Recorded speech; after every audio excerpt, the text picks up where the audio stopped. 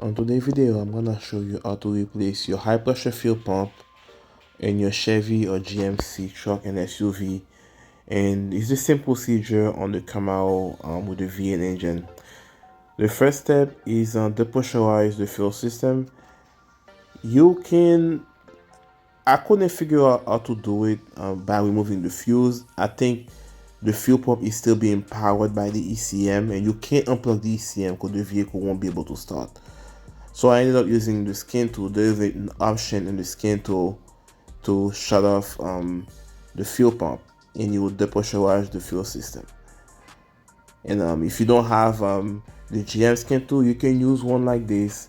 I'll post the link in the comment section below for that one. I believe they have a $40 off on your purchase. Don't quote me on it. I believe they still do. I'll post the link in the comment section below for that skin tool. The idea is to start the vehicle, and you'll go to the configurations, and you shut off the fuel pump, and the car will just shut off eventually. There you go. You see the gauge dropping, the RPM. Good.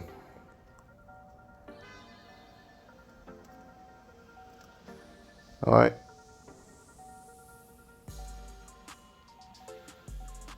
Let's get to work. The first step is to remove your air intake. The reason we're replacing this high pressure fuel pump is because it's leaking fuel in the crankcase, causing a P0172 or P0175 and the vehicle to run rich over time. The way to test it when you have that code is to check smell your oil. You'll see the oil level will be higher than usual, and you smell gasoline in the oil when you drain it. It's highly recommended for you to do an oil change after that job. Highly recommended, because you still have fuel mixed with oil in your crankcase, which is not good. Now we're going to unplug our alternator. So what we're doing here, we need to remove the intake, because the high pressure fuel pump is located under the intake manifold in the back of the engine. We need to remove anything that's attached to the intake manifold. The push pins, any wiring harness, anything that's in the way, we need to remove them. Make sure it's free, unplug everything that's plugged into it, and you'll be good to go. The intake manifold is held by about 10 or 12 10mm bolt. Okay, it's pretty easy to remove. I'll say the hardest part of the job is the 5 push pin in the back of the intake. That's the hardest part of it. But once you have the right tool, I'll post the link in the tool I'm using as well. It'll be easy to remove. Once you take those push pin out, the intake will come right out. I can't really show it to you while it's in the vehicle, so I'm gonna show it to you in the illustration. Right here, those are the bolt you need to remove. We're gonna go back and forth between a 3-inch extension in a short 10mm and 3-inch extension in a deep 10mm socket. And the last one on the passenger side, the last bolt, it is further back than the driver's side. You're gonna use a 3-inch extension, a short 10mm, and a swivel. If you're using a tool, electric tool like this. So with this right here, I'm using my short 10mm and a short extension, and use my swivel, 3-inch swivel. And as you guys see here, the intake is off, is loose. So we're going to pull as far as we can to get access to those push pins back there. Let's pull it as far as we possibly can. Don't go pull too hard on it, because there are 3 or 4 harnesses attached to it. So the last thing you want is having an electrical problem after you put it back together. So our intake is off. There you go.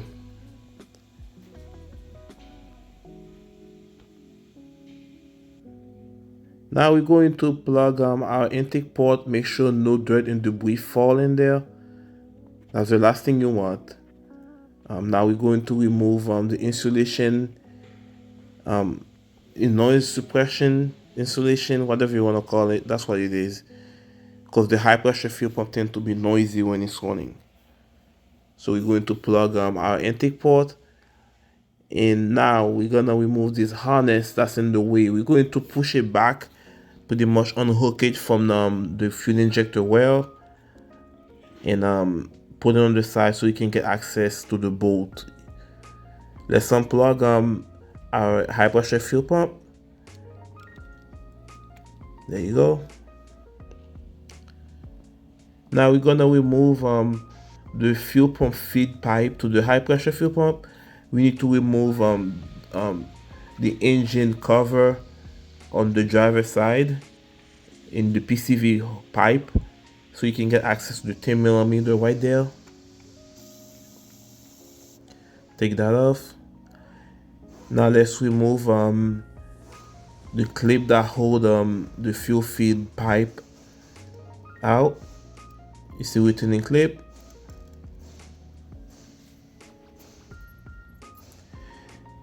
And there is a special tool to use. Here it is. You need to put it in, right, and push the fuel feed pipe towards it while pushing the tool inward, and that way you disengage the clip that's inside of it so it can come out. There it is. I'm showing you again. You're pushing both of them against each other.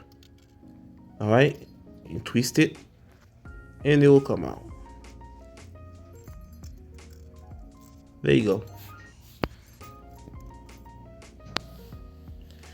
Now let's remove our fuel feed pipe to the injector wells. It is a 70mm. We're going to loosen them up at the same time. Good. We're going to go back and forth between the two.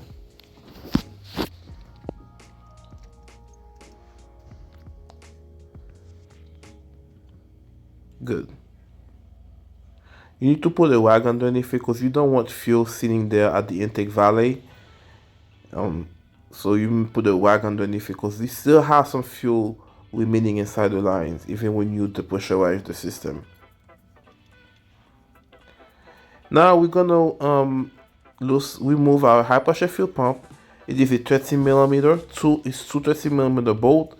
We're going to loosen the bolt at the same time, going back and forth until it's completely loose. As you guys see here, I'm going back and forth every turn. I'm going to the other side.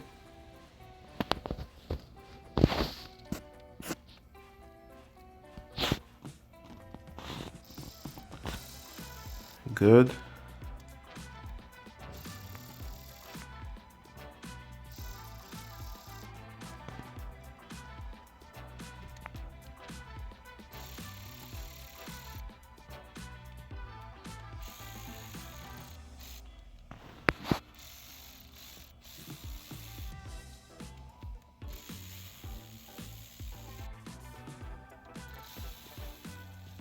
Perfect.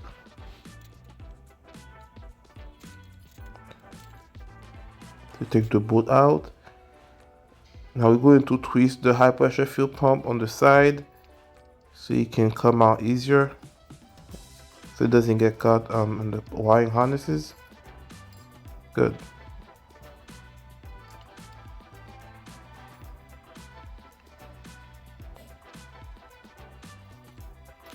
Now let's clean the surfaces.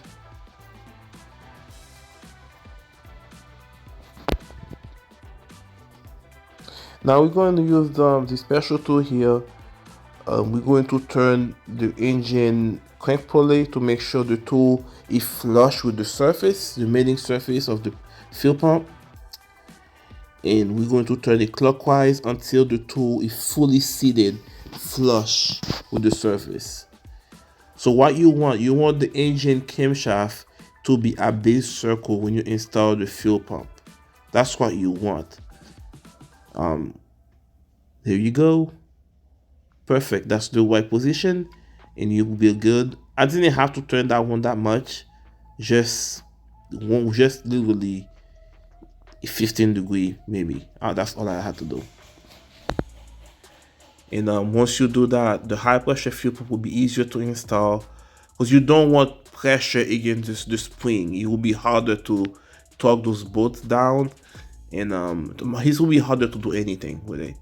And if you force it to go down, you run into the risk of scoring the camshaft and issues down the line. You don't want that.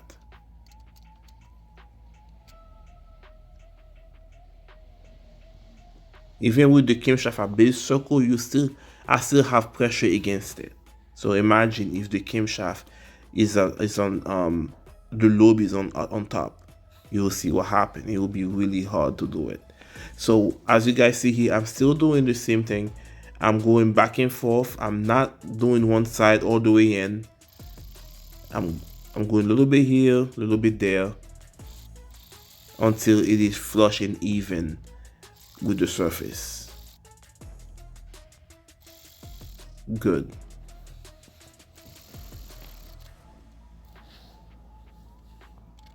That's what you want. The torque spec is 18 foot-pound. Let's torque it down.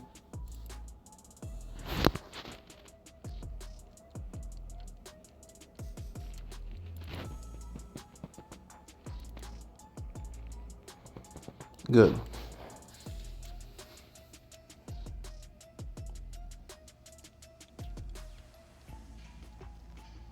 Now let's put our fuel pipe in. Once it goes in, you'll hear a click. And you put the retaining clip. Good.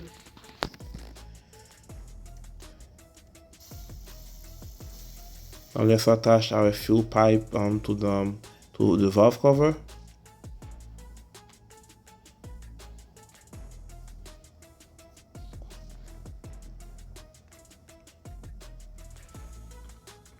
Let's put our oil cap back on and our PCV pipe in.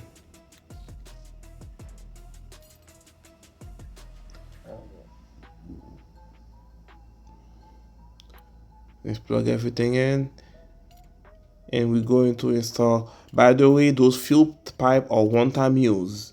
You need a new one whenever you unplug it. Okay, so they're very tight fit, and you pretty much crush it so it can be sealed. So once you crush it, you have to put a new one in so you don't have any fuel leak. And there is a torque spec for it, but I don't have the tool to really torque it down. I'll go by feel. Once you get there, you need a special tool really to torque it down. I don't have that special tool. But the idea is you tie them at the same time, and don't go crazy with it. Once it doesn't turn anymore, I will just stop. This is good.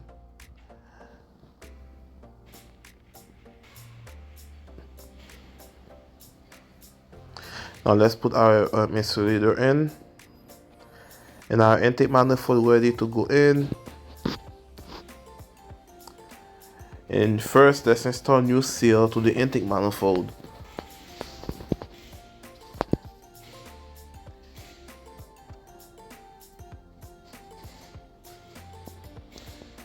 Those seal only goes in one way. Pay attention to the orientation.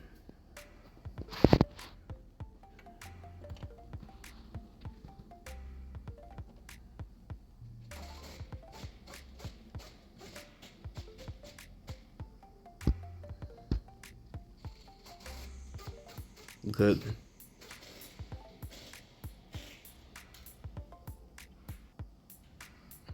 Now you are the torque sequence for the intake manifold. As you guys see, I'm using the electric ratchet to speed up the process. I'm not torquing it down with it. There is this torque sequence. Is 1, 2. You go into back and forth. You start on the inside first and you work your way out. You have the torque spec for it,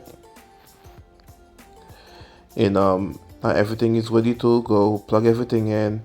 Our PCV hose, the purge valve, the throttle body, the alternator. Yep.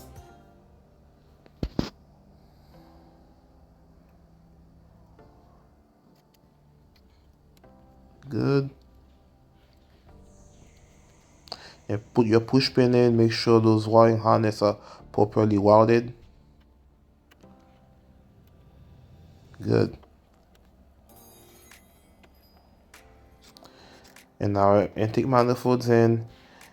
And now the vehicle is ready to be started. When you get in the cabin, you'll turn the key on the fuel tank to pressurize the fuel system. And maybe 1 or 2 times, and the 3rd or 4th time you can start it. Alright, that will be it, guys, and clear code, and that's it. Thanks for watching. See you in the next one.